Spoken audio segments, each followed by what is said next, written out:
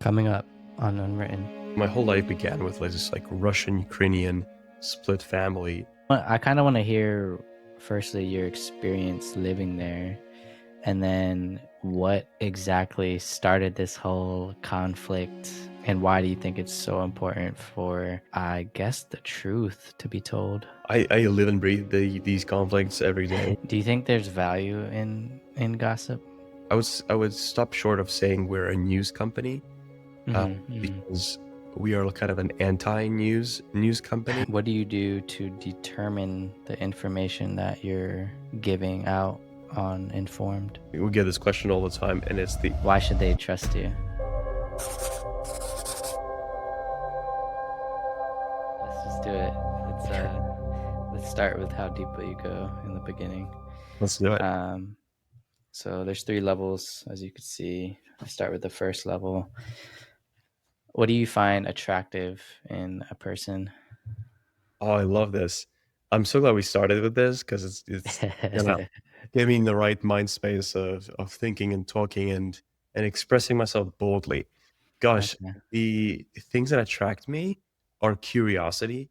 Like I get a real Mm, I get a real sense of attraction to a person that shares a big and wide-reaching curiosity for the world and for mhm, others in this world. To me, that's really important. I would say mm, that's probably number 1, but obviously also confidence. Like, people who are confident, mm. um, are attractive, I think, generally, to anybody, but Yeah, yeah. I'm no exception. So, curiosity, confidence. Give you 1 more. I do think people that are funny. Like, if you're a funny, curious, confident, that's, where do I sign? Wait, I sign up. You signed the marriage certificate. That's No, right. I'm just kidding. That's crazy. I don't wanna say that's me, but curiosity is what drives, everything I do. Um, I even have it on my, YouTube banner, "Stay curious." That's like my mission, stay curious, um, keep going, never give up, stay relentless. Confidence is, yeah, I feel like that's a generalized, like, everybody, you see somebody that's confident, they know what they want, they, and they go get it. Mhm. That's when you see somebody that's confident, you automatically feel like this sense of safety around them. Like, it's like, "You got it." I believe you. Like, "You Yeah. got this." Yeah. There's a Um, credibility that comes with this is a presumed implied credibility yeah, yeah. Like, I could trust you because you're so confident. because you trust yourself, right? Because confidence is about Right. trusting yourself, and that's hard to do. It's probably part of the hardest things to do, and, Mhm. um, when a person showcases that they do that, that they do trust themselves, it certainly means a lot. It's like, wow, if you manage to trust yourself, which is hard, then maybe you can have my trust too. I don't think it's that hard. I also think there's a fine line between confidence and arrogance, um, and ego. I think like you can be super confident, but then be overconfident that it comes off as arrogance and egoistic. Um, so I think there's a fine line between being super confident and being humble. Um, and I think it's easy to trust yourself when you just have integrity, when you do what you say and you don't stray from that. People lose trust in themselves because they don't do what they say. I'm gonna do this, I'm gonna do that, but they never do any of that. Like, the biggest example is setting your alarm for an earlier time, and then I'm gonna wake up at 6 a.m. tomorrow. You're already losing trust once you hit snooze. Yeah, So it's I just integrity, yeah. totally resonates, and I like that you kind of bring in the small example we can all relate to. Um, Mhm. also every workout that you ever skipped, Right, you lose right. that trust, and it's it's it's your relationship with yourself is so important, and most of us sort of forego thinking about it or investing in it, and investing in that trust with yourself. Mhm, mhm. Next question. What is your biggest insecurity? Wow. So it follows very naturally. I think I definitely, have a strong imposter syndrome. I've had it my whole life. Mm, I do think, this ties back really nicely to what we chatted about right before hitting record.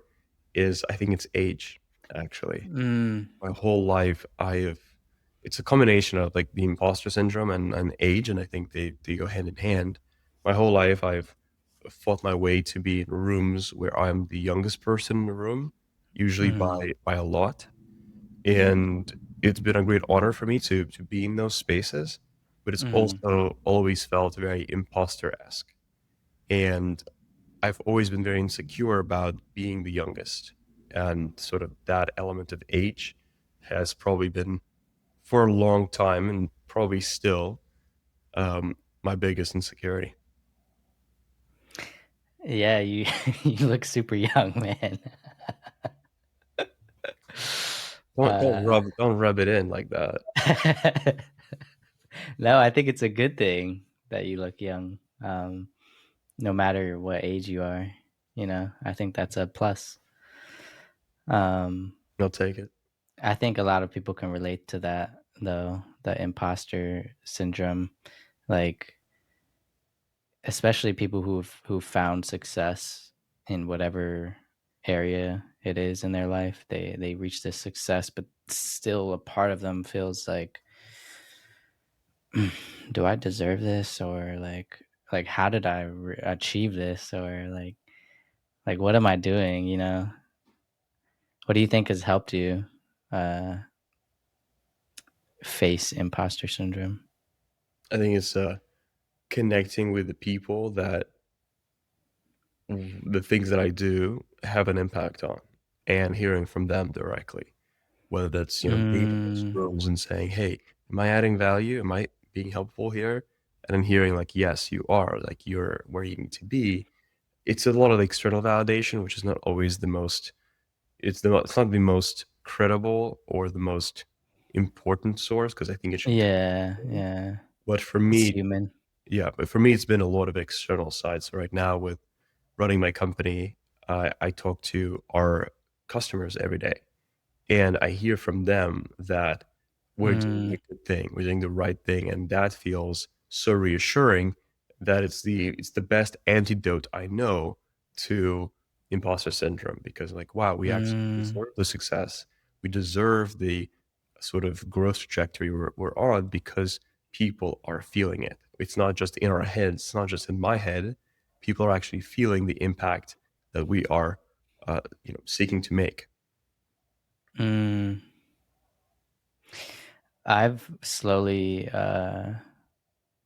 dissolved myself of imposter syndrome, um, which is why I understand it still. It's like that feeling of not deserving.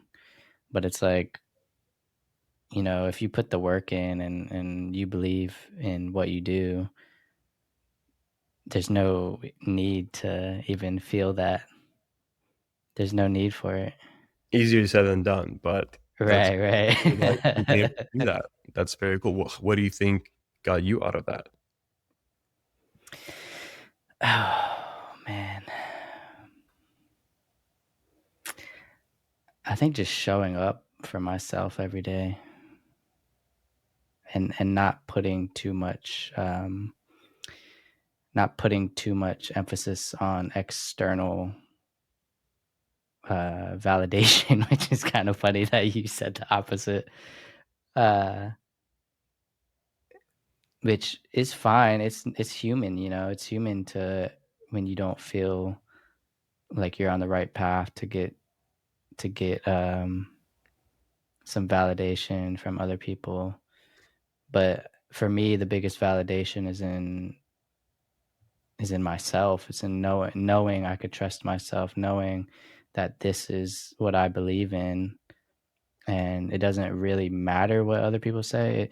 External validation is good, like if you're in a business, you obviously have to like if you're testing a product or something, it's like if it sells good, then that's external validation, right? It's like that's a good proof that it works. Um, but for me, just in general, I've dissolved that need for outside reassurance. But it's like I said, we're all human. It's nice to get it every once in a while, like you're doing good, like it's okay, like you got this. Yeah. Yeah. Um, Next question: is no if there is something you've been really wanting to let it out, now is your time to let it out.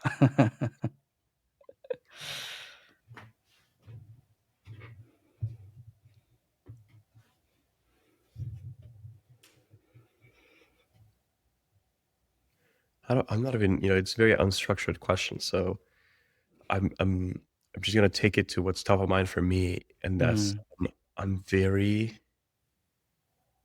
I'm very tired in mm, a way where I'm like consistently day by day basis, I'm working really hard, and I am also playing really hard where I'm mm, with my friends, connecting, being present in moments that are social and cultural in my life. And I'm kind of doing everything on max. I'm working my hardest and I'm also playing my hardest. And it's exhausting. And I'm a little bit worried about myself and my kind of practice where I'm constantly kind of maxing out every side of my life. And I mm, feeling I'm anticipating trade-offs to come. I'm anticipating that in the next couple of months, maybe even weeks, I'm going to have to make some really tough choices around prioritizing socially mhm. and personally and professionally. And I'm not looking forward to it. I'm not looking forward to it, but I think it's necessary because I've been borrowing energy from tomorrow, which is kind of my way of saying I've been sleeping less and kind of that Uh, always borrow it from tomorrow because you're yeah. that rest. You still need that sort of energy, but if you keep borrowing from tomorrow, the interest payments are going to catch up with you. And I think they're catching up with me now, and I'm going to have to make some choices very soon. Yeah, that reminded me of the hustle culture and burnout. Um, Totally. uh, there's this guy that I follow on you probably heard of him. It's like the vampire dude, Brian Brian Johnson. Johnson. Yeah. He specifically said like don't do that. Like you're gonna be fine. Like you're gonna be more productive when you actually take time for yourself and reset and get good sleep. Um, like your work is gonna be there tomorrow. Um, it just reminded me of that because he's super successful billionaire guy, um, that has just like completely did a 180 on his health, and and hearing that from him is like, yeah, maybe we should just just take time to reset and rest, like, you know? Totally. I think there's wisdom in that. I think Brian Johnson, although he's an extremist in every sense, You're right. but he's shifting the overtone overtone overton window. I think that's the way to pronounce it towards sort of well-being and health and fitness and sort of routine that's around longevity. And I think Mhm. that's just the right conversation to be having in this generation, in this sort of time.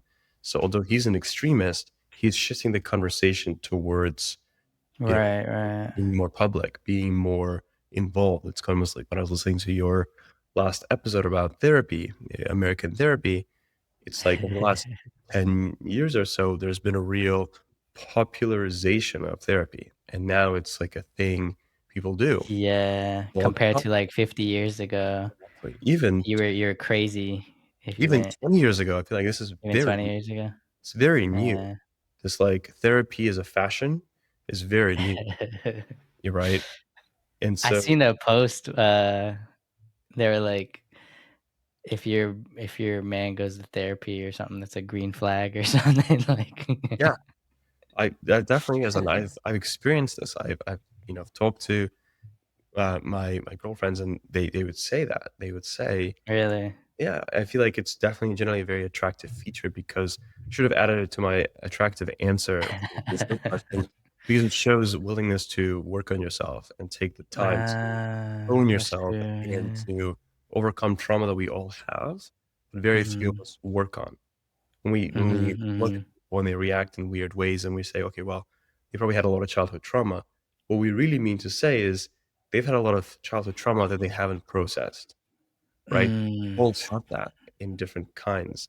Even if Yeah. you had a dream childhood, you probably didn't have a dream young adulthood. Everyone has their Some adversity. certainly, right? Yeah, Or they don't, though that's a small minority of people. Um, yeah. and so it's just a matter of do you take the time, take the effort to take the resource to actually process that and overcome it and improve it and Mhm, sort of come to terms with it, or do you not? And so in the sense mhm. that therapies become popular, and I think that's a great thing.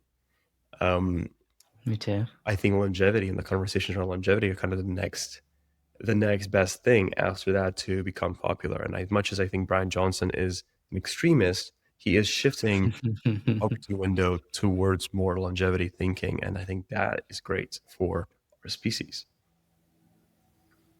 Me too. What is the Overton window again? It's just like, I hope I'm pronouncing it correctly, but the Overton window is this concept from political science where Mhm, sort of on the maybe example left and right spectrum, there mhm. is and there's like a center in the middle.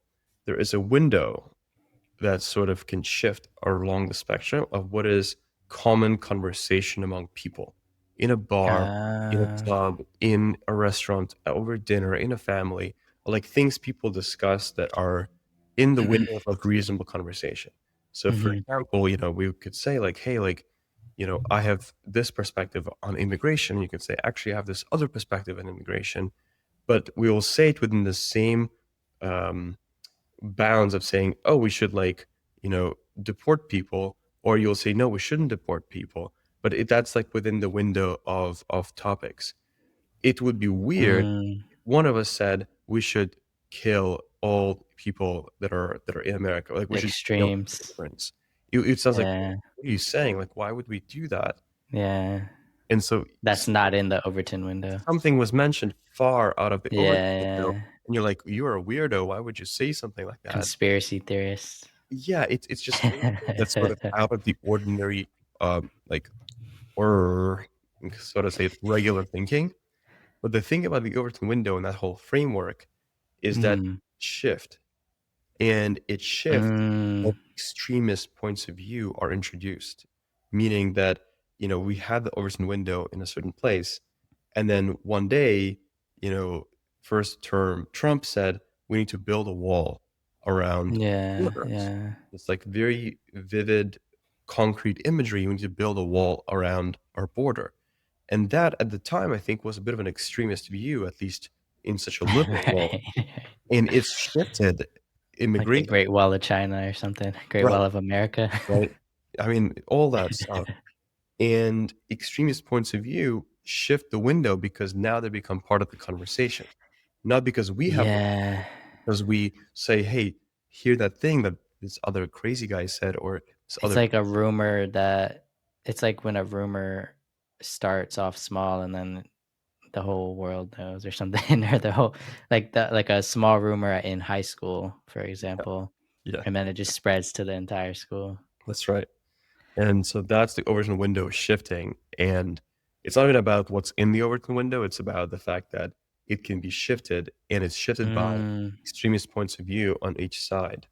And I think a lot of the mm, policies that we're seeing right now on immigration, on fiscal and spending, on sort of human rights, there's so many things that are changing so quickly these days. They would not have been possible if the Overton window hasn't shifted towards them over the last couple of years, perhaps over the Mm. first Trump. Yeah, because the people in power have to be a part of that conversation, right? Yeah, but yeah, it's a helpful concept to think of how like our dialogue in society keeps changing. Yeah. Well, tell me, Kira, tell me about the dialogue that shaped your life and your initial reason why you even decided to found a, what do you want to call it? A news tech company? Yeah, that's a good way of calling it. Um, it could be called a new type of media. We've had Right, right. let's call it that, although it's also an old type of media. Mhm. And, I would be I would say short of I would stop short of saying we're a news company, Mhm, mhm. because we are kind of an anti-news company, Right, right. and, we're trying to do better. We're trying to do better than the news industry. We're trying to reimagine the news industry. So Mm, you could call us a tech company, a technology company. You can call us a news company. We're somewhere in the middle of those things. We are a news tech media company. Um, yeah, thank you for that question. I'd love to sort of share a bit of my personal why, my personal kind of leading into this. mhm, And it really starts from my upbringing. mhm, It's been very shifted across a number of continents, countries, and conflicts and geopolitical areas where I was born and raised in the capital of Ukraine, um, to a sort of Russian background father. And I would say Russian father, even though he's come to Ukraine and committed his life there and been there for many decades. And he is Ukrainian in every sense that I can think of, but he comes from Moscow. And a mm, Ukrainian mother, sort of born and raised, comes from multiple generations of Ukrainians. So my whole life began with like this like Russian Ukrainian split family, um, and deep in the Ukraine sort of story, which has been a story of corruption, a story of independence, a story of Europeanization of, I don't know if that's a good way of putting, but of becoming European, mm, story of a building of a democracy, a story of building of freedom. And the story, as of the last decade, it's actually been a whole decade since the conflict began, a story of fighting, a story of war. In all those stories that, I've seen being a Ukrainian, I've seen a lot of misinformation. I've seen a lot of mm, diverging points of view that were some of them were just outright, false information that were all vying for people's attention and competing to be the dominant worldview. For example, this very toxic one that's being spread left and right by Russian propaganda, which is like, Ukraine is a part of Russia and that it should be a part of Russia and that Ukrainians are really Russians in denial. Sort of um, that perspective that, we're it's like a all, form of brainwash. I mean, it's all brainwashed. That's Yeah, 100% right. And I'm just calling out one of the more toxic ones that we're seeing because the war continues and the conflict continues and our resistance continues. But, earlier before then, internally, there was a lot of corruption in the government. A lot of Europe suffers from that. A lot of Eastern Europe specifically suffers from that. A lot of developing countries suffer from that. And there's a lot of misinformation that takes North place. Korea. I mean, It's the first that's thing that pops in my extreme. head. That's extreme, right? Right. Even if you look around Eastern Europe, there's a lot of that, a lot of those scars, ex-Soviet scars on countries that make it very difficult to overcome corruption. Mhm, mhm, And there's a lot of misinformation with that as well, internally in the country. So just being born in that sort of world of you realize very early on in your life you can't trust anything.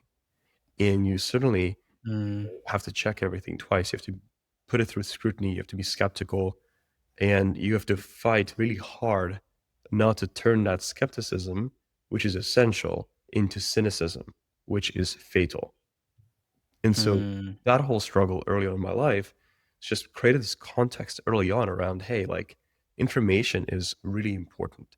What you consume, Mhm. how you brainwash yourself, or whose brainwash are you accepting is really important. It's consequential.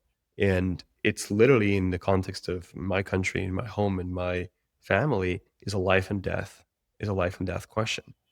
So that was the beginning, kind of my first decade. And after that, through sort of a whole circumstance deserving its own podcast, I have moved to Israel. And I spent sort of the next decade in Israel with a multitude of perspectives and conflicts that were all, against each other in different ways, all competing, all brainwashing each other. It even Mm. multiplied what I thought was noisy in Ukraine. You now had all these different cultures, and they were also all split in two because you had the people and the government, and the Right, religion religion is and the huge over religion. there too, That's right. yeah. That's right. And so they would be very often completely different entities. Where I like to use this example of like there is Israel, which is not a single perspective. You have the Israeli Jews, you have Mhm. the younger population of Israeli Jews, you have the Jewish diaspora, folks that are not Israeli, but they are Jewish and are connected to the land, connected to the culture. Mm.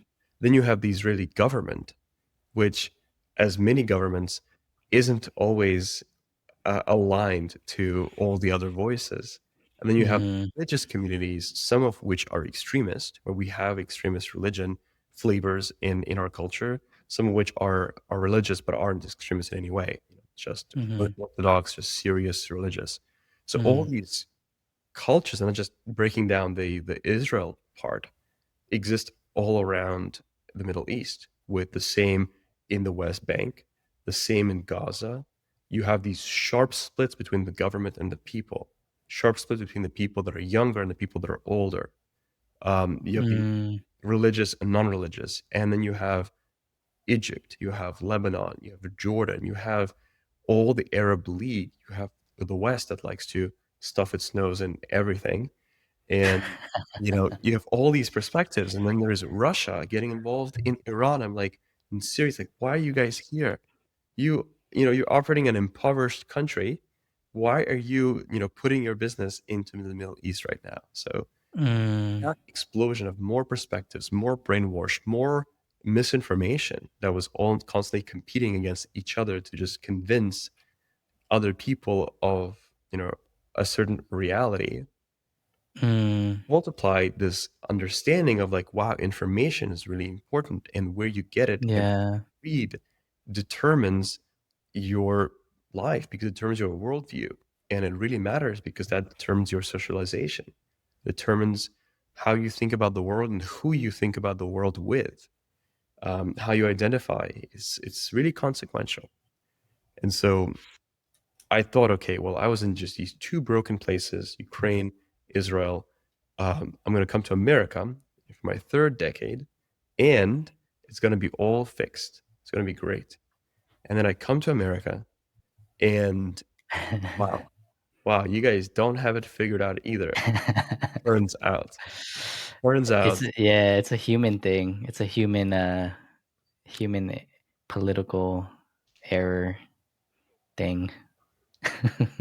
yeah, it's unavoidable. It's like anywhere you go, such different flavors of circumstances, but everywhere you Yeah. go, people just are constantly convincing each other of their own worldview.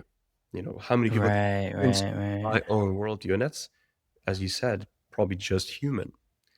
But Yeah. there are perspectives among those that are toxic and that are dangerous Oh, yeah. and that are propagandistic and that are malicious. So maybe I'll just Mhm. consolidate that whole, adjective vomit into one. There are malicious Mhm. worldviews out there, and I think of them as, an easy example to pick on is Putin and the Mm. government, which I also, despite having suffered from this conflict, I still have the empathy to distinguish the Russian people from the Russian government. And I attribute this point of view to the Russian government, not to the Russian people, or at least I'd like to. But the perspective of Mm. the Russian government is so toxic and is so, colonial, imperialist, outdated, and evil. It's like Just lethal. dictatorship, yeah. I mean, dictatorship is the least of it is the human rights violation, right? The human rights Yeah. violations, the war crimes, the things that the Russian government has caused onto this world across many places, but especially in Ukraine over the last Mhm. years is, gosh, 4 years, unbelievable, really. And uh, So, can you, briefly explain, like, I kinda wanna hear, firstly, your experience living there, and then for people who may not know, what exactly started this whole conflict, and why do you think it's so important for, I guess, the truth to be told? yeah, I mean, I live and breathe these conflicts every day, and so part of me almost wants to like not talk about it a lot longer. I just want to bring that in as Yeah. access to my life and kind of my journey getting to where I am Mhm. now and this importance that I've been feeling around like the building of informed and building Mhm, a mhm, small solution in the sea of misinformation and sea of noise, some of which is very dangerous, some of which is just consequence of free speech and is good, but some of which is toxic and dangerous and malicious. mhm. And I think everything I'm saying is just sort of context, or things I've said so far is context to these are things that led me to feel the need and feel the problem Yeah. of like, oh, I want to do something about this. And it's Mhm, taken years of exposure to this to feel that frustration kind of compound and the need compound. But it's also taking years to get the skills and the capability to actually do something about it. The inspiration to like, oh, here is one thing that I could do that would be really consequential. And mhm. so that is kind of one part of the story is the personal.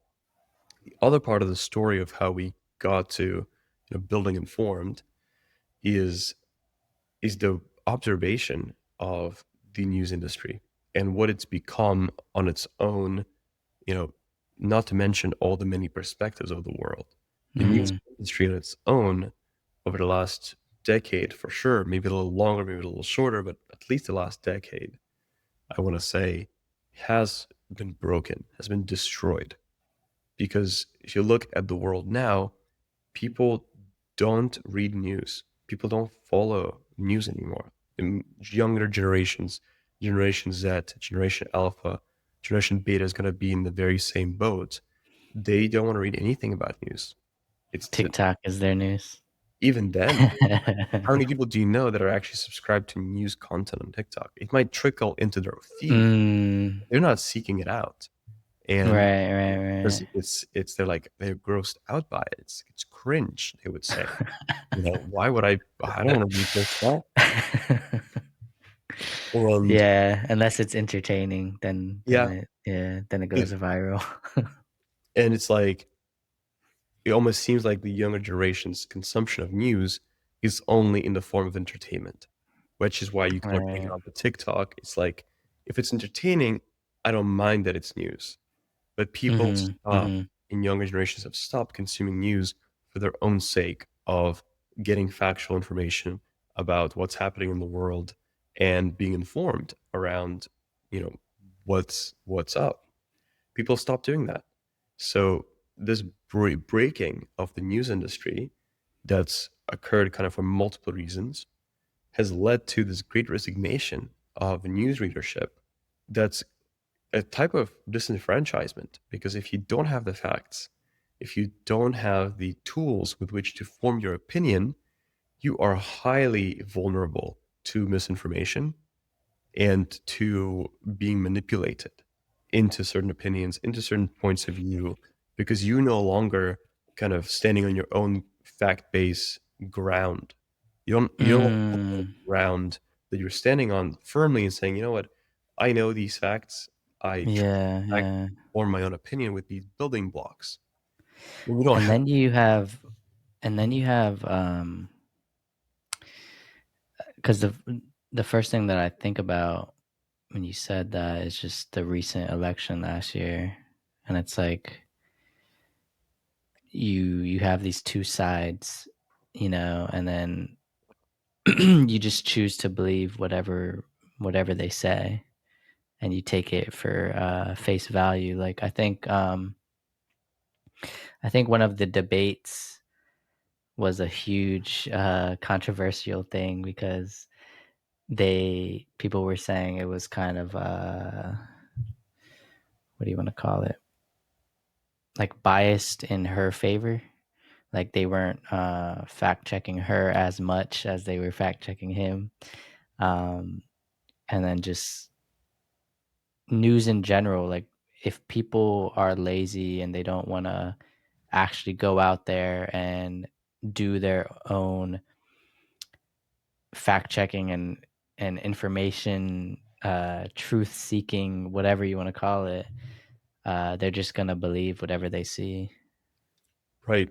This sort of other influence around the breaking of the news industry is that it's become, and I can trace kind of how it happened if you're Mhm. interested, but it's become so noisy that in Mhm. order to stand out from the noise, from the general really high volume, you need to scream even louder. And so you have sensationalism as a way and clickbait as a way to just be noticed, which is Mm. highly contradictory to the value of news and the value of facts. They should be quiet. They should be silent, perhaps. They shouldn't. Mhm. They should elicit yawns. They shouldn't elicit like gasps. And that's when it's doing its job. That's when the facts are doing their job. They're becoming part of your mental vocabulary of concepts and things without necessarily Mhm. destabilizing you and making you feel like, oh, like, I have to be stirred. I have to have an emotional reaction to. Right, right. You don't need to do that. And Yeah, the you industry don't. does not need to encourage that because that is the beginning of a breaking down of a credible relationship with news media for reader, and that is extremely Mm. dangerous and something that I feel like is now a little bit beyond, beyond repair, but Mhm. is one of the biggest sins or one of the biggest like. Trusting the news and clickbait and information overload and choosing to believe something because it elicits an emotional charge. And the first thing I think about is, I don't know if you ever watched the Jubilee debates, like the one Christian versus 20 atheist, or Mm, the one conservative versus 20 liberals. Like all these debates are so freaking toxic and not even, like, a lot of them aren't even like factual. Like, they have fact checks in them, but people, like, let's say, like, uh the conservative guy, he says something very truthful, and then the other person rebuttals with something that's not truthful, but maybe attacks their character and is kind of funny. And then you get the whole crowd of people just clapping for them, like, yeah, like they won this debate, even though it had no facts to it or no truth to it. I think that's just a small example. If you go and watch a debate on Jubilee, it's just a small example of really what's happening. As you said, like, people will watch news just for that emotional response. totally. And I wouldn't even say that people seek the emotional response in news. I feel like there are so many other places to do it, Mhm. but the news industry itself, like the news outlets, feel like no one's going to pay attention to them unless they sensationalize, unless they clickbait Mm. you. And so over time, you just create this deterioration of trust and credibility in the news media that obviously results in people stopping altogether consuming news information, consuming news media, and obviously sort of losing trust where even if they do encounter it, they don't really have the same relationship that they used to. So now, where do you come in? I wanted to ask you, um, what do you do to determine the information that you're uh, giving out on Informed? Totally. So we get this question all the time, and it's the impact on the human condition, which is Mm, we measure things based on significance. Sometimes it's boring, and we are okay with that. We don't try to sensationalize in any way. That's sort of part of our whole existence. Reason for existence is that we try to be the opposite of clickbait, be the opposite of sensationalism, be the opposite of traditional, incumbent news media. And we prioritize our content as to like what's important versus what is left out based on significance. We measure significance mm, based on the impact of the human condition.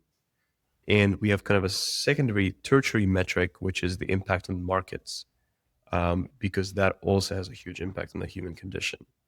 But it's how much does this matter for the world versus, if there was a murder in the middle of Pakistan right now, which there was a few days ago, mm, and three people died, like mm-hmm. that's terrible. Like it's a terrible thing that shouldn't be happening, and it's just really sad. But at the same time, that happened in like 20 other countries at the same time, and Right, right. it's a terrible thing. It happened in Uganda, it happened in Libya, it happened in Syria, and it happened in Pakistan. And it's a terrible thing, and we don't want that to happen. And we don't mean to say it's not important because all human life is important, Mm, but it doesn't change the human condition in the world as much mm, as Trump saying there is now, a 200% tariff on China. Because mm-hmm. that, despite being so much more, you know, not the same level of comment, like it's, here's people dying and here's Trump coming up with a new policy, but it's super consequential on people's lives because it is going to impact millions, if not a billion people, livelihood, economic access to products, but also access to money, and is going to completely like unravel or can unravel, suddenly can reshape the way large groups of people interact in the world. And so we look at all these things and we'll say, well, okay, well, systematically, certain things matter more than others. And there's a lot of news that happen every day, but there aren't a lot of really big deal news that happen every day. And so it's actually Mm-hmm. a little bit easier to curate than I thought going in. Thought going in, I was like, wow, there's going to be such an overflow. Mm-hmm. In reality, there isn't. There actually isn't. There is a lot of things happening, but the things that are clearly in that sort of, top 5 things of the day, top 10 things of the day category, it's actually like pretty cohesive. And you can argue through every single iteration because we do this every single day. Every single day, we can actually argue with some level of confidence that we got it right, that we have the right significance scale. And another way Mm, to measure this is obviously we talk to our users. We talk to folks that use our product or our service, and they say, "Yeah, this is the most important stuff. I don't ever wonder if this is not as important. I never have the experience of why is this reported, and I never have the experience of like, oh, why didn't you include this other thing? Because like I get this is the most important stuff." So it's been nice to hear the resonance with our users, which is ultimately kind of our compass for how we do things and why we do things and who we do things for. mm. So we kind of have our own model, have our own sort of approach and philosophy, but we've also found a lot of positive reinforced feedback from users saying, "Hey, you're doing the right thing. Your model is calibrated correctly." Where are you getting this data from? You just have like a software program or something, or Like, where are we getting the news? Yeah, like how do you collect all this data that you eventually determine into what you Yeah, put out? we simulate readership. So we a Mm. mix of technology and humans. And we essentially read all the news of the world on a daily and hourly basis. We're constantly reading everything that's put out there, and we certainly have some filters in place. For example, we don't pay attention to reposters, which is like organizations, news companies, or they call themselves news companies or media companies, at least I'll call them that just repost content where they don't provide their own original reporting or journalism, Mhm. but Mhm. they just repost other people's things. And there's a lot of that actually in the world. I would say that's a huge amount of news is actually reposting original news. We obviously like take those out of the picture. We take also out of Mm. the picture, like clearly sort of self-proclaimed bias. So if it's like Christian news or if it's Fox News even, Yeah, we yeah. say, okay, well, this is not really news. It has a bias to it, Yeah, yeah. this is like clearly stated or like clearly explicitly shown, demonstrated bias that Yeah, we not take seriously. that's Um, good. I like that. and so we only really take these kind of pure reporters and pure play reporter level providers of information, and Mhm. from them we aggregate. So that we listen to all of them around the world, and we determine based on frequencies of mention, frequent topic of the actual subject matter, what are the most important issues that are happening. Every single sort of issue, every single summary of an issue, the developing topic, is not a ever a factor or is not ever a product of a single source. So we just take the New York Times or the Washington Post and say, okay, that's where we put what we're summarizing here. We have hundreds, dozens for sure, but often hundreds of articles that talk about the same topic, and we go through Mm. all of them to determine the common fact base that is the sort of the common agreed upon truth that everybody can say, okay, that's the facts, that's the what, where, and when.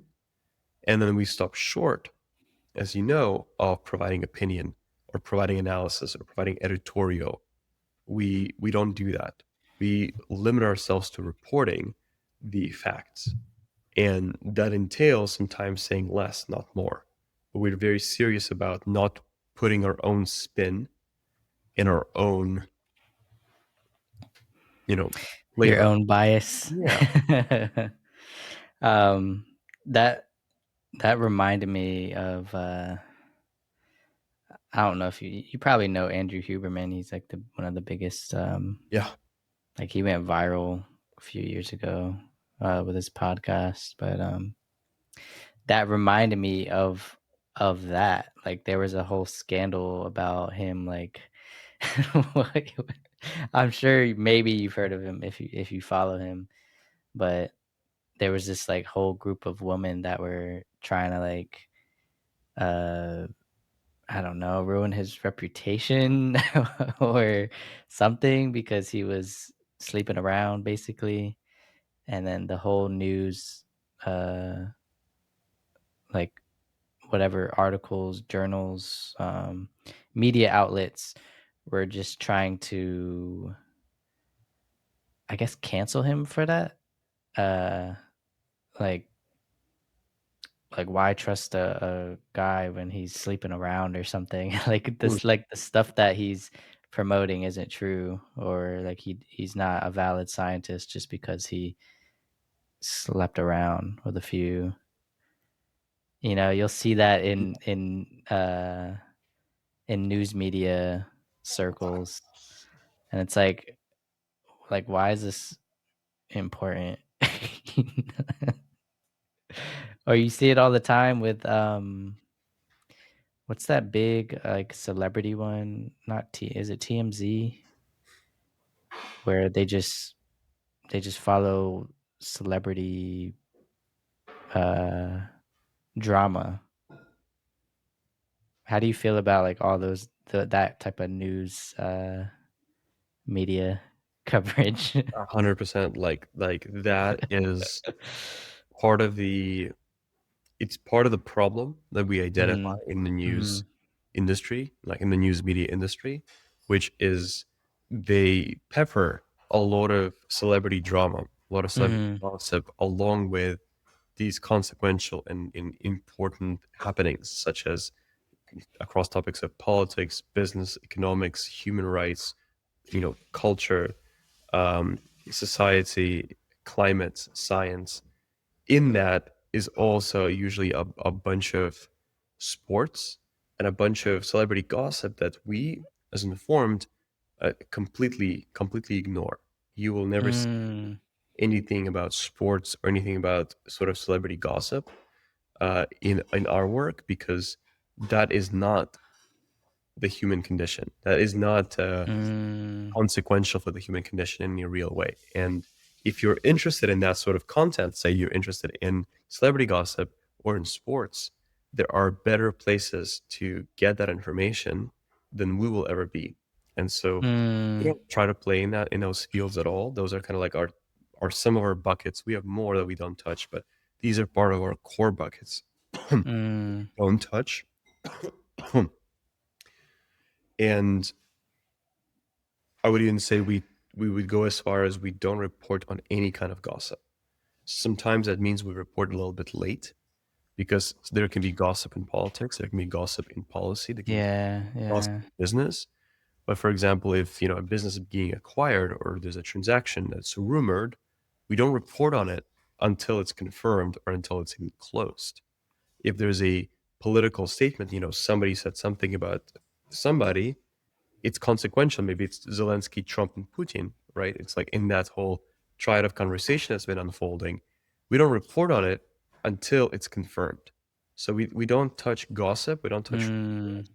because again, that is not the type of journalism. That's not the type of reporting. It's not the type of news that we want to provide. Do you think there's value in gossip? Yes, but not in our business and not in my life personally. Um, there is this whole theory by Yuval Noah Yeah. Harari, a famous sort of social scientist and historian, who argues that we came up with language so that we could gossip. Mhm. Like that was his So whole, that we could gossip? yeah, that was his whole theory of like we love gossiping so much that like that's how language was formed. Um, Oh, wow. and gossip is certainly culturally important. I think it's a social fabric. It's a social lubricant, also a safety. Yeah, It's sort of like an early signal, because some gossip winds up being true. signal. Yeah, it winds up being a signal, and so it's important, I think. But it isn't something that's been important in my life. It's not something I've chosen to make important in my life personally, and it's something that we completely stay away from in factual reporting, which is what we are known for. That's what we build trust for. It's hard to build trust when you are dealing in gossip. Mm, that's very true. You don't trust people, especially when they gossip behind your back. So it will not. I always just have this theory, like, instead of gossip, why don't you, like, if you're in this social group, let's say, instead of gossip, why not just ask the source directly, you know? Because a lot of gossip happens in like small social circles and whatnot. And it's like if you have access to the source, why not just ask the source directly instead of gossiping and starting rumors and toxicity, Well, you for me, know? that is clear. People are afraid of each other. People are shy, which is a type of being Mm, type of fear as well. And I do think that gossip is also a way of communicating when you're afraid, or when you're shy, or when you're you're somewhat unsure. Yeah. uncomfortable. So when you say impacts on human condition, what do you define as human condition? Yeah, it's a good question. It's obviously a mixed bag, and it's a little bit ambiguous because it's so many things. Yeah, it's so Uh, broad. It could be so broad. Yeah. yeah, but it's how much does this change life in terms of the ability to for people to make decisions and to have basic human rights. So things about, does it limit freedom? Does it limit optionality? Does it limit access? Mm, Does it limit the choices that you have? And so mm, topics across the political, economic, business realm directly influence, uh, you know, a people's, a people's choice set, option set. And so we are always kind of first and early and primary reporting on economic issues, on business topics, and on political and like policy realms. mhm, mhm, Also do a good amount of science and research and culture in sort of climate, so things that pertain to pollution, to global warming, mm, to kind of evolution in social research. So is the levels of trust in society changing? How much is it changing? Are people using more credit or less credit? Are people, you know, trusting strangers or not trusting strangers? Are people, feeling a certain optimism or a certain pessimism, certain confidence or a certain cynicism? We also report on these things because they are an important gauge of the human condition and sort of also are significant. And so we pride ourselves on the sort of diversity and variety in our topic choice, which spans not just politics, not just business, but all those buckets that I mentioned. And it rotates mhm. through them pretty organically as research comes out, as topics change, because a lot of the news we report is timely, where it's almost Right. Yeah. almost breaking news timing. It's not ever breaking news itself because we don't have our own reporting functions. We are a concierge and an aggregator and a summarizer and a simplifier. We are we're not an original reporter. So we take our news from other reporters. So we're never going to be the first to have the news, but for most people, within a days is pretty early. Within a few hours is pretty early. And most of the time we do it within hours. So you get news very quickly, even if not first thing. Mm. I wanted to ask you about free speech because that was a huge topic of debate last year, and I think just in general, honestly, some people don't really understand what free speech is. Can you give me your opinion on it? Yeah, free speech is a beautiful thing, and I take it very seriously. I come from an intellectual background that values free speech a lot, and I would say I'm maybe on the more extreme side of defending it. That's something that's really important. Mm, And so, free speech is simply the right and the ability. It has to be both because you may have the right but not the ability, but it's the right and the ability to speak your mind on a range of topics. Anything that you want to say, you should be able to say. Now, it's not mhm, the same thing. This is kind of where the caveats come in.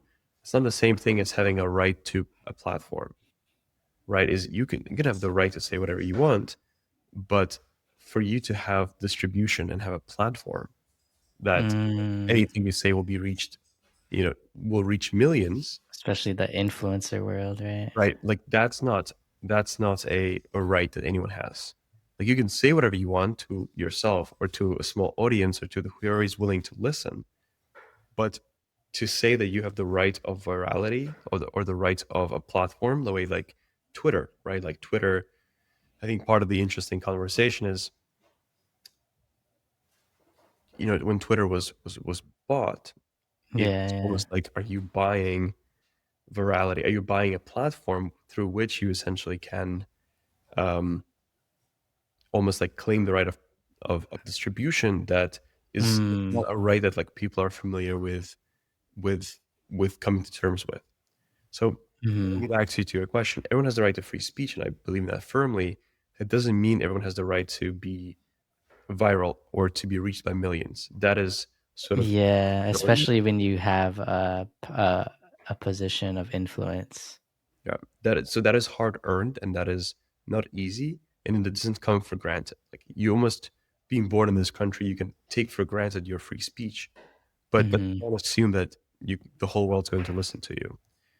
Another note that I think is really important and people sort of like to skip sometimes is free speech has consequences, meaning that whatever you say, you take accountability for, and you will be met with criticism, and you'll be met with maybe even castigation. Like you will be ostracized in certain ways if things you say are not popular, or or Yeah. the opposite of popular. You know, they're just disdained, and so Yeah, it comes literally the with first thing that came to my mind was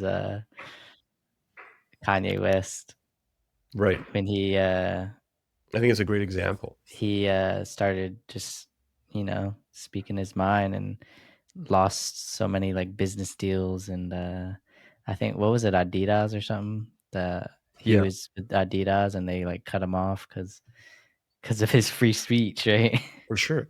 I think that's a great instance. Like he has the right to Yeah. say the things he says. The things he says are hateful, are anti-Semitic, are uncomfortable and strange in many cases. And I think Adidas was like the last of it. But there's so much Hmm. goodwill that he has forsaken for this weird desire to be publicly hateful. And Right, that's a right, great instance. It's like you can have free speech, but it's not, you know, it has costs right, right. if you're Especially if it's willing to. not especially if you're in a position of influence, um and it's not true. I mean, yeah, and it's also hateful. It's also hate speech. Yeah. There always have to be some boundaries around threatening and hate speech that are like I don't think they have to be elaborate. Like I do think the society Yeah, that's itself, the slippery slope right? of free speech, is that fine line between free Yeah, speech and then what is hate. Because then if you censor hate speech, then it's not free speech, because for it's sure, like, for sure. because free speech includes everything, even hateful stuff. Yeah, I feel like there are some easy guardrails that like you shouldn't be able to threaten somebody Or in murder, like, you I'm shouldn't be gonna able to threaten come to somebody. your house and Right. freaking, Like, yeah, I feel like that's protected. I feel like that's well defined. Is like you cannot threaten somebody, which yeah. mean you can't disagree with them or you can't sort of Mm. say mean things. You can say that, but if you are actively threatening violence or Yeah, like yeah, that, that's a line. that's an easy thing to, or it's slightly clearer of a guardrail to regulate. Yeah, yeah. So what is the vision for Informed? What is like the grand big ambition? The grand big ambition is to give people an alternative to the toxic news media that exists today, where it is a clear, obvious choice.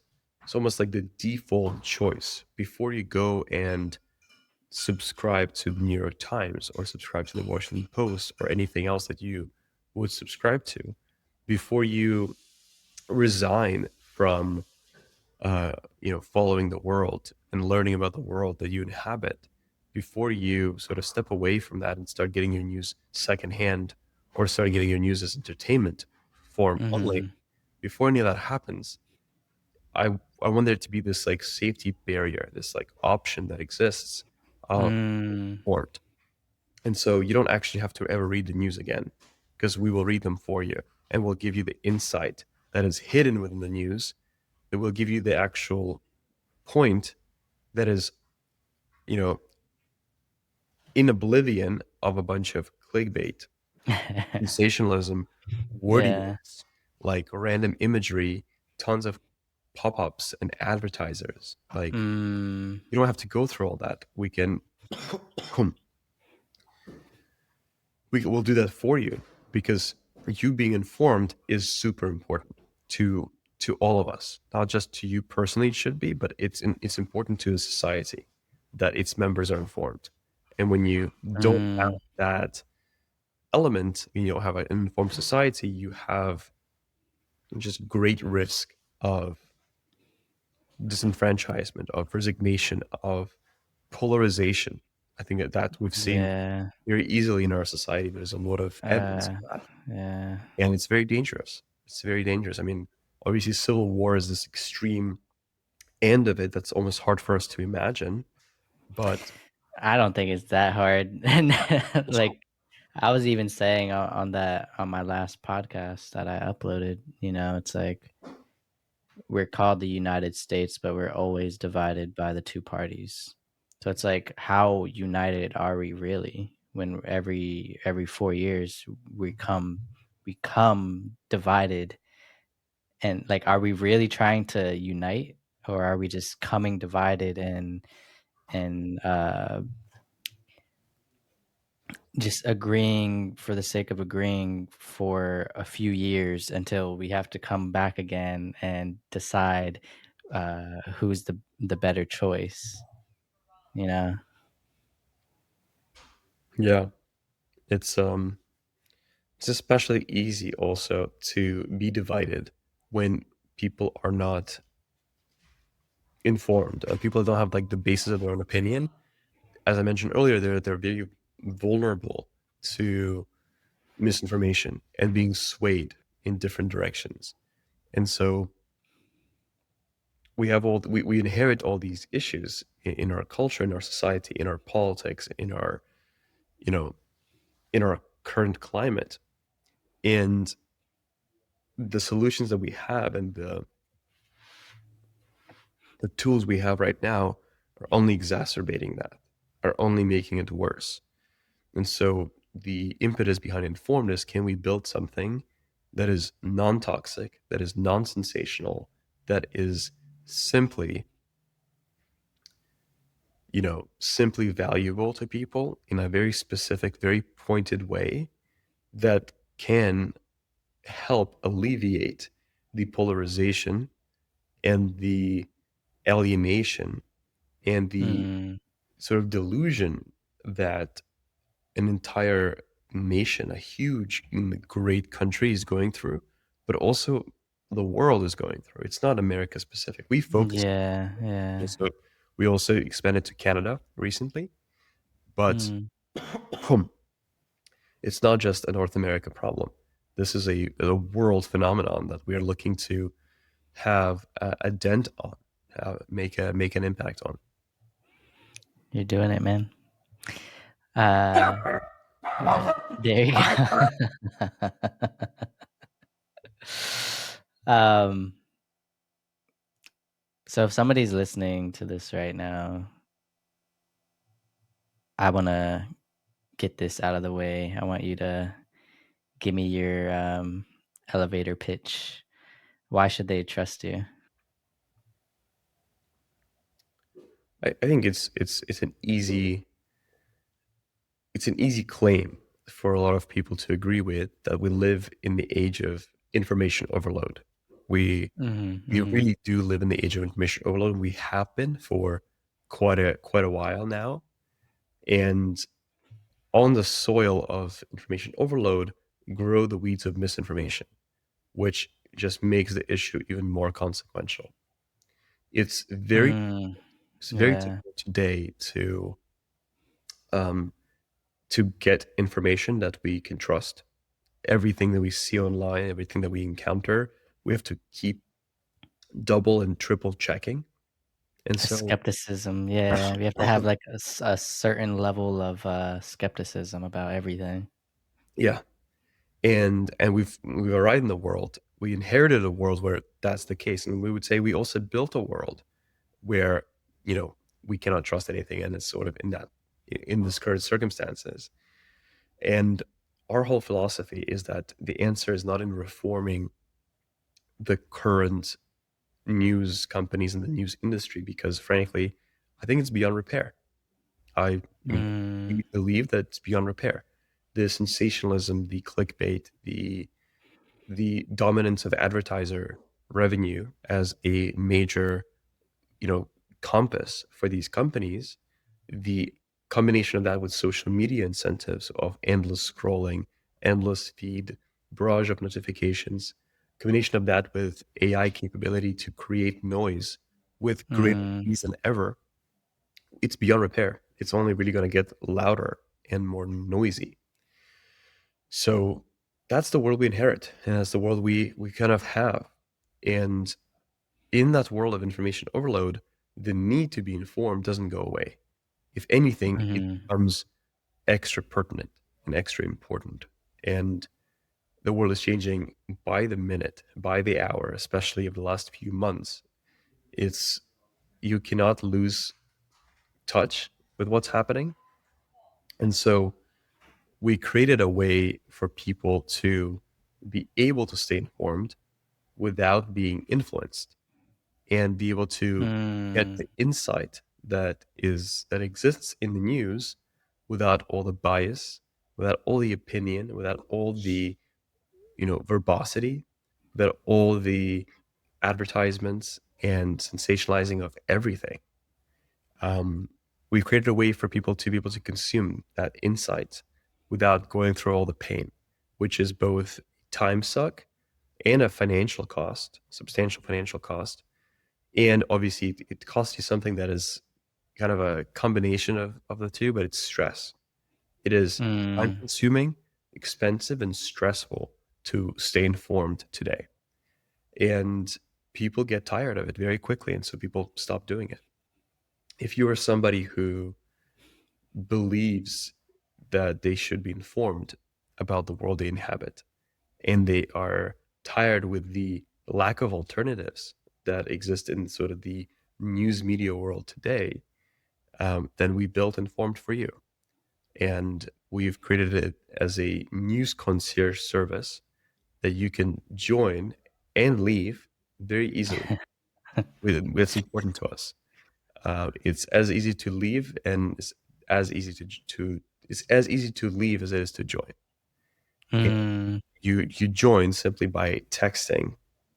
You text the word "hey," the greeting "hey" to our toll-free number. So it's always free. Your messages are always free to us. And the number that you would text "hey" to is 844-406-4636, which is it's a vanity number of 844-406 info. Now the dog gets really excited about this pitch. It's it's an exciting pitch. Was he cheering you on, or was he trying to cut you off? I'm sure it was a supportive bark. I'm confident of it. Um, but yeah, you text "hey" to 844-406 info, which is eight four Mm. four 4636, and take it from there. It's very, very minimalist, and it's very, very simple, because that's very much part of our sort of why we exist. We want to be minimalist, simple, and take up less, not more space in your life. So, how are you guys? Like where, like, since you're not really doing the ads thing, how are you? How are y'all? Like, what is your source of revenue for? You Totally. don't have to tell me if you don't want to. No, no, it's no secret, and Okay. we are, we wear our values on our sleeve. We are Okay. minimalist, transparent, and as simple as possible. So it would be weird if I didn't tell you everything about the company, but I'm very happy to. Um, we are fully to keep our kind of work sustainable. We Mhm. have to Mhm. charge somebody, and Mhm. charge advertisers, as all the news media companies do. You will be beholden to their interests. And most news media companies are actually, almost all of them are beholden to advertiser revenue, because that is the majority of the revenue. And so you have to, Yeah. you know, serve your customer, and your customer is the advertiser. It's not the reader. In our case, we Yeah. completely cannot accept that reality that, news would be free, but it would not be made for you. News would be made for your advertiser. That's how we Yeah, got that to just where we got. leads to corruption. That's how we got to where Like, we got to. yeah, That's why news are so broken is because they're not optimizing for you. They're optimizing for the advertiser that's who paying pays for it. them? Yeah. And, or the sponsor or the patron, whatever you want to call it. It's not about the reader anymore. In our case, it is about the reader. It's only about the reader. There is never advertisements. There is never partnerships or sponsorship. It's none of that stuff. It's fully aligned to the interests of the user. And so we have to, as a result of that, take our revenue from the user because that's how we make sure we're sustainable and we are fully aligned with the interests of our customer. Mhm. So everybody starts free. There is no sort of there's no burden on have to pay right away or you have to sort of Mhm. commit before trying something. So everything starts with like a free trial, and you confirm that there's a strong mutual fit that you actually benefit from what Mm. you do. Because for some people, they just don't care about news enough, and we're not going to convince them otherwise. We are for people who already know this is important to them. Yeah. And then it converts into a subscription where we charge you $9 a month to keep our work sustainable and to keep you informed. And the feedback we get from our customers is that it's very cheap for what we do because we are the only company that does this and sort of gets it right. Um, there are no alternatives really to what we're doing. The alternatives is spending $2,500 a month on subscriptions and 3 hours a day on reading the news. That's the alternative. And so if that's more attractive to you, you should go and do that. But what we hear from our users consistently is the $9 that we charge is a drop in the bucket for them. So it's like, it's like a premium version? Because you said you have like a free version and then We only have one version. oh, you only have one version. We're expanding more, potentially more premium versions in the future. But currently, everybody starts with a free trial, but then to continue, they are invited to become. Okay, okay. Yeah, exactly. Okay. Kira, is there anything that we haven't covered that you want to cover before we move on? We've traversed such a wide range of topics today, and I've appreciated your. This is what the Joe Rogan show should have been, and I'm a big fan. Nothing in my mind. Um, Maybe a question. I don't know if you ever do a question to the audience to leave something for people to think about. Oh, yeah, that's one of that's my very last question. Okay, well, So you can save that one for the I'm jumping ahead of the okay. course. I apologize. So nothing before that though? You're always like suggesting that there should be something, and I'm like, I don't think so. No, you're good. If people want to learn more about what we're doing with Informed, which is changing the way people consume news, I've mentioned kind of our doors are wide open, and we are so happy to have people who are aligned with our mission of kind of getting news without all the BS, without all the noise. And our door is very easy to walk through. It's again, you text "Hey" to 844-406-4636. So go do that. uh, Kira, I have a set of questions I ask all of my first time guests. And the first question is, what is your biggest regret in life? And if you don't have regrets, what is something your future self would regret? I don't have a lot of regrets, which is something I'm happy about. Yeah. I think there's a category of regret that I am very sensitive to, while Mm, I'm hoping to. It's almost an answer to both of your questions, both versions of your question is I wish I took more risk s- earlier in my life, and I mm, wish that I will take on more risk over the next chapter of the next decade so that my future self looking back is not embarrassed of the safety guardrails within which I live. Mm, Not to say there were many, you've heard my upbringing, um, but I want to take on more risk. I want to make more bold bets, and I want to, across every domain of my life, think and act bigger. And that involves taking risk. And so that's almost both a regret that I have and a guidance for my future self saying something I wouldn't like to have that regret in the future. that sounds very similar to my answer when I first made this podcast, my first podcast episode.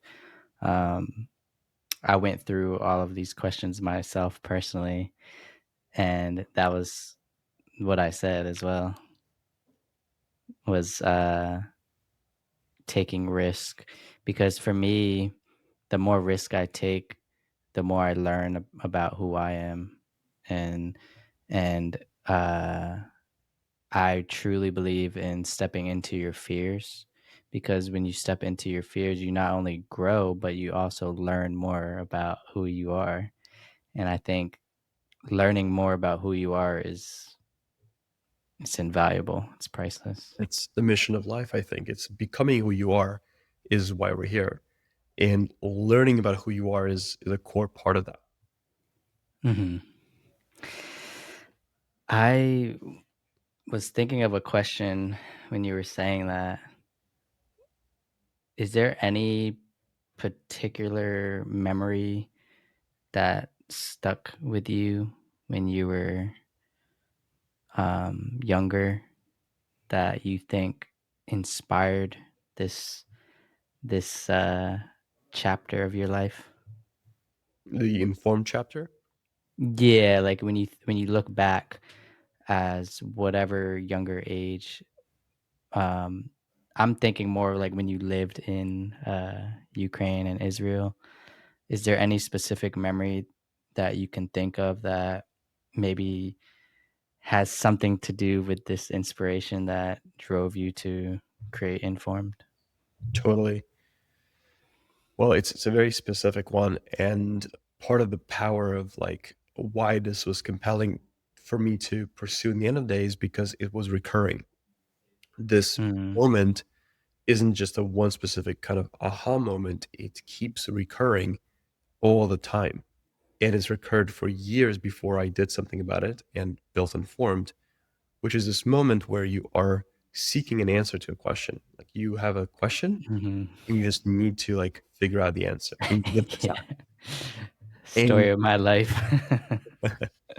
and you are just denied that privilege because of the way the Mm, information ecosystem of the world is built is mhm, not built to give you efficient access to information. It's built to mislead you. It's built mhm, to lead you down the wrong path or the path that's desired by somebody else. mhm, More often than not, it's it's designed with other interests in mind. Whether they're malicious or not is a different question.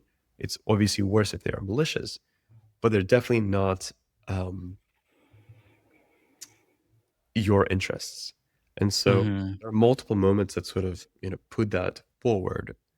And I'll just mention a couple, and I'll mention three. And the third Okay. one is maybe more of the answer to the question that you're looking for.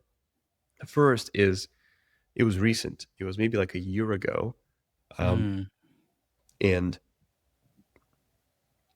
there was a there was an earthquake in the Bay Area in San Francisco, mhm, and I was living on the coast at the time, like north coast of San Francisco, and there was some rumor that there might also be a tsunami.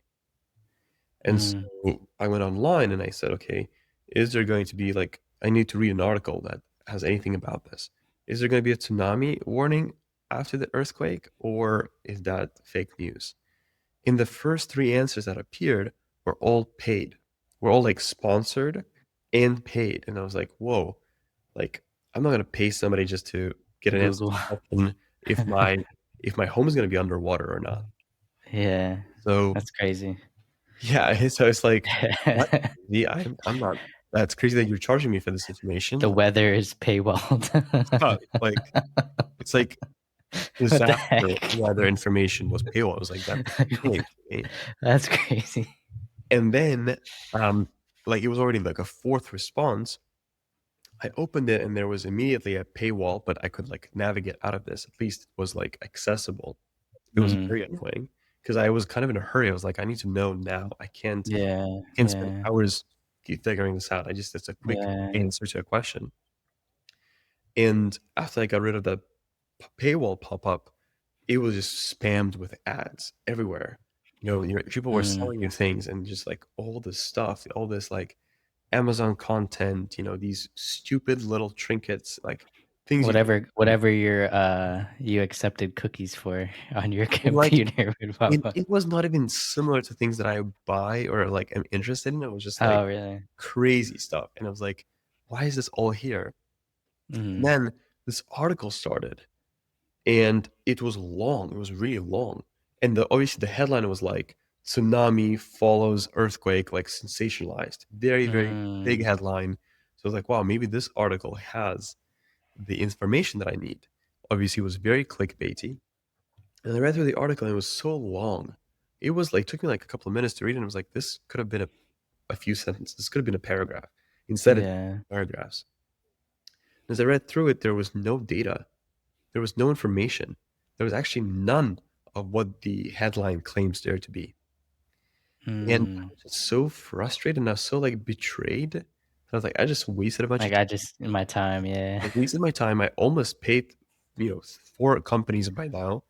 And I can't even trust this. Like, I still don't have the answer because I don't trust this website anymore. Like, I don't trust Mhm, mhm, anything that this website says because it clickbaited me into it. And since it's mhm, the topic and it has no data that it claims it has, it's like it's lying to me actively. And it has all these pop-ups and experience solicitations. It has all these solicitations that are, disgusting to me. And so in that mhm. moment, I was like, there there must be a better way. Like this cannot be the only The way only to get way. access Yeah. to information in this world. It's disgusting. And that's one example of like another example. This one is more ancient. That is my first time seeing Russian propaganda. It's my first time seeing the stuff that they put out around the conflict, around the war. Um, and Russia began its war, the invasion of Ukraine in 2014. So this is something that's been Mhm, around for a long time. It's just obviously right now at a big peak. But the invasion of parts of Ukraine have started, almost a decade ago, or I guess that's more than a decade, I don't 11 know. years now. Yeah, it's not 9, it's 11. I did the math wrong. And it's crazy to me that when I saw that and it was government sponsored. It was produced Mm, and it was distributed at scale. And I was like, wow, like this needs to that we need to exist. So these kind of two of the examples that I'm giving you. One is like, I want this to exist. And the other one is like, I need this to exist. And that mm, together and recurring, because right, these are two examples, but these moments recur all the time because propaganda is rampant and so is clickbait. Um, where it was this realization that like this problem is one I'm passionate about solving and something that I would want to make a dent in, something I would like to make a difference in. And so those were the moments to answer your question in a long way. yeah, I think that's huge, for people listening because you have to get to a point where you see both sides of it to come to this realization where when people like, for example, I've never lived in Russia or China or any like, um I don't know what you want to call it, communist type of politics, where you're only fed one information and that's all you know. You don't know um, anything outside of that. But once you have the ability to discern and get truth, it opens your eyes then what have I been fed my entire life? Because now I see both sides. Which one is true? You know, um, and it reminded me of the ignorance is bliss concept, where if you're ignorant to everything, maybe you're happy, but in my eyes, I think ignorance is not bliss because there could be valuable information to you that could actually help you, opposed to not help you. Totally. I'd rather have informed happiness than uninformed happiness. Although once you have one, once you have informed happiness, you forego the other. So Hmm. I Hmm. almost don't even know what the ignorant happiness looks like. Yeah, that's why I don't believe in I've never that sought it out. phrase anymore. I've Yeah. never sought it out, and I've always looked to be informed and to like break down my own ignorances across every aspect of my life. And Hmm. so maybe I've forgone some great happiness. But I also feel like given my upbringing, I had no option. Like I had no option based on the life that I've been exposed to stay ignorant. Hmm. Yeah.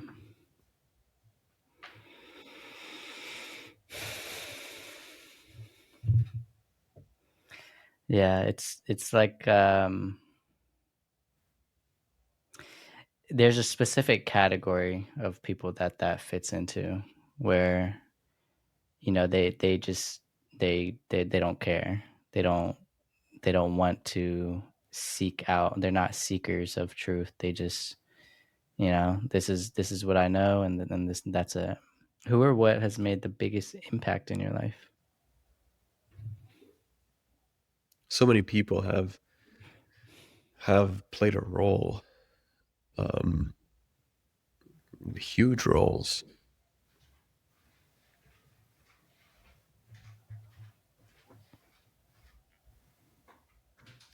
I think I'll maybe shout out a whole category of part of my community that have been instrumental in a certain way to me doing what I'm doing now, but also me doing what I think I'll be doing for the rest of my life, which is building ideas and bringing them into reality and like giving them life, giving them legs. And Mhm. it's all my friends who are entrepreneurs, all my friends who, Mm. from a really young age, um, especially from really young age, have said, "I don't believe in other people's, corporate bullshit. I don't want to I don't want to be part of someone else's solution. I want to birth my own vision of this world. And I Mhm. want to Mhm. want to give a vision of this world, which is, a solution to a problem or, a better vision of an existing way of doing things. And I want to put that into reality. And I want to create that thing. People who've had the courage, the, you know, the audacity to do that, to dream that and to actually execute on it have given me confidence, assurance, mental models that it is possible and that it is the right thing to do, or it's something that I would find identity through, Mhm. I would find meaning through. That people who have shown me those examples are people that have played a substantial role, and there's a whole group of those people that I would struggle to name all. Mm. Yeah, um I think entrepreneurship takes a certain amount of courage, grit, determination. It's not for everybody, but for those that do, I guess, make it or become successful in it, it's a form of inspiration that everything we see was, it was an imagination, and most of the people that brought this imagination into reality were either inventors, business people, entrepreneurs. Um, so I think that's huge and that's important. Yeah. My next question is, if you had the chance to go back and whisper one thing to your younger self, what would you say to them?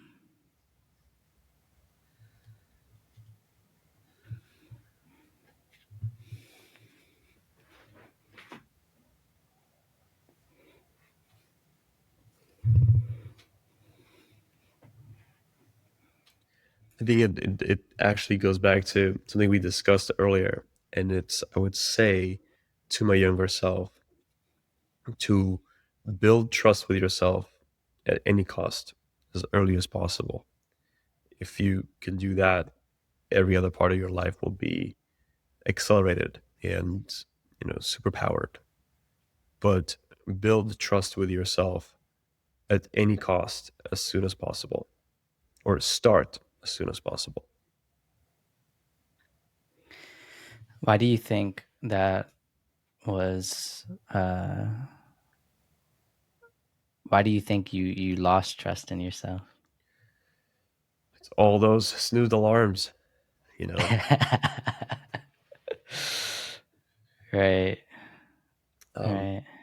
I think there are many times where I have a lot of ideas. Like I'm just definitely an idea person, and Mm, as I have all these ideas, I would start them or think of starting them, and then not follow up on actually like completing them, mm, being dishonest with myself in regards to how committed I am to them, or like, am I doing this or am I doing that? It's kind of like, I think in the failure to prioritize many ideas, yeah. I have felt dishonest with myself.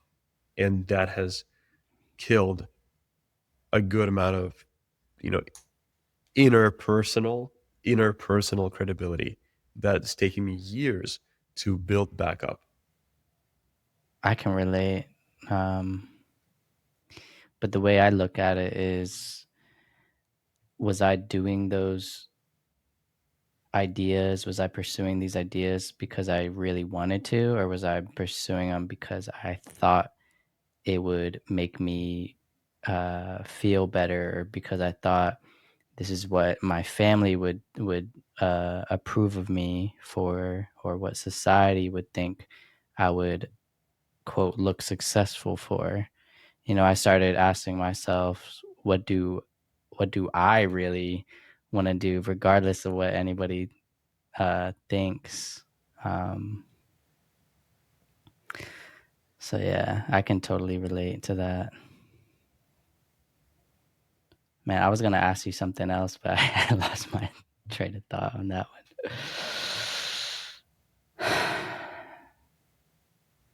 Maybe it'll come to me.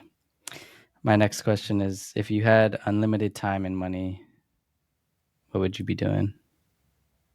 I'd be traveling. That's an easy one for me. I love travel and I love exploring new cultures, new ways of being, new ways of living, languages, just environments, nature. I would just be globetrotting. Like I would just be traveling the world nonstop. Wouldn't have a place, and I would just be constantly moving around on ships, on planes, on foot, on car, constantly moving around and seeing things. I'm the same. I always tell people I don't have a quote like home, like everywhere is my home. I feel very nomadic, and I'm okay with that. Same here. I remembered what I was gonna say. Um, now I just, oh my god, I remembered it for like a split second, and then it just went away. Oh, no, no, no. Okay, it's being okay with um with your past self not trusting yourself, and that every day that you're alive, every day that you wake up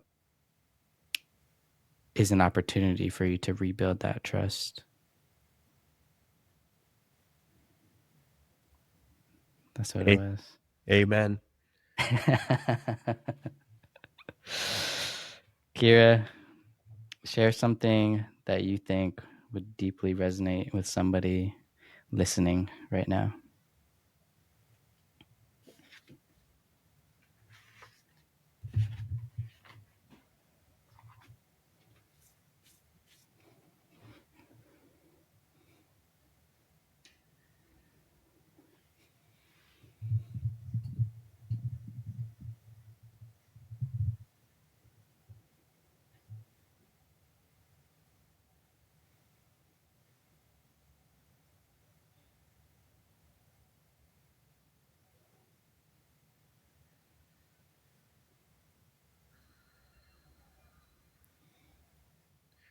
I think this is another core element of how I think of the world and my worldview, and it's echoed and sort of amplified by informed as well. So it's sort of it's a good strain that cuts through a lot of things that we discussed today.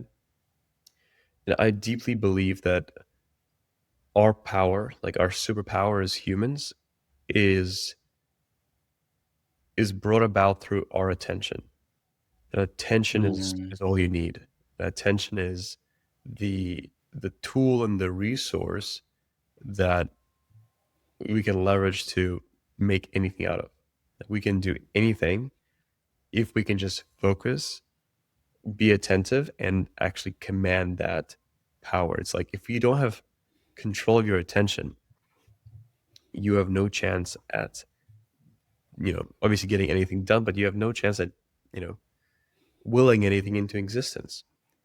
But if mhm, you're able to leverage and harness your attention, and treat it as a sacred resource that it is, I think you can achieve anything you want, and you will achieve anything you want. So I think of, on the informed side, I think of us as being protectors and safeguards mm, all of people's attention. I think in my personal life that attention is one of them are my most like protected times, spaces, and um, periods, like moments in my life when I am concentrated, when I'm being attentive to something. That is like where everything gets made. With that's where my ideas come from. That's how I get things done, and that's when I feel most, I don't know, at it. And in the spirit of that, I think it's valuable for people to think about all the moments in their life, all the places in their life, perhaps, where their attention is being hijacked by other mm, people or by spaces, groups of people, or by inanimate sort of forces, whether that's companies or technology or platforms. Um, Maybe it's school institutions for some people. But thinking about where is my attention being hijacked and how can I get it back? How can I reclaim that attention back? I think would be really important. And then maybe another question is, what are you doing with your attention? Like, mm, do you have moments in the day where you are not just going through the motions, where you're not just kind of going through your routine, but you actually say, I'm going to block this time and I'm going to do something with it and be concentrated with maybe I'll write a poem, or maybe I'll make a podcast, or maybe I will make a painting, or maybe I'll put an idea of the world that I have in my mind on paper for the first time. I'll mm, articulate it and you know put it out there.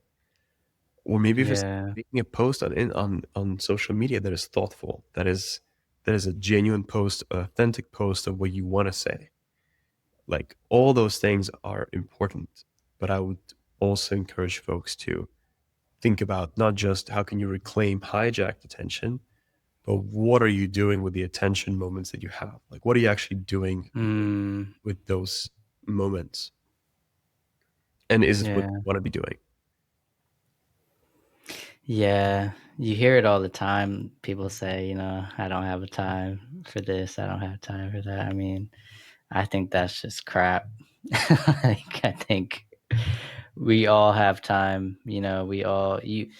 There's that saying. Like, what is one thing that we all have in common, from the most successful Elon Musk billionaires to the homeless man on the street, you know? We all have 24 hours in the day. So And what are yeah, you gonna do with it, and, right? and and that's another way of saying what I'm saying, which is like I don't just think of it as time because Mhm, time mhm, itself is not much, but mhm. time you spend in a focused, attentive way, maybe Mm, called productive time. That is like mhm, a common shared human superpower, that Mhm. that is like that's the thing. Well, thank you, Kira. Founder of Informed. Uh, so yeah, I will. When this podcast is released, I will write down the number. I guess it's not like a link or anything. It's just the number, right? Yeah, it's 844-406-4636. There you go. Thank you, Kira. Thank you for having me.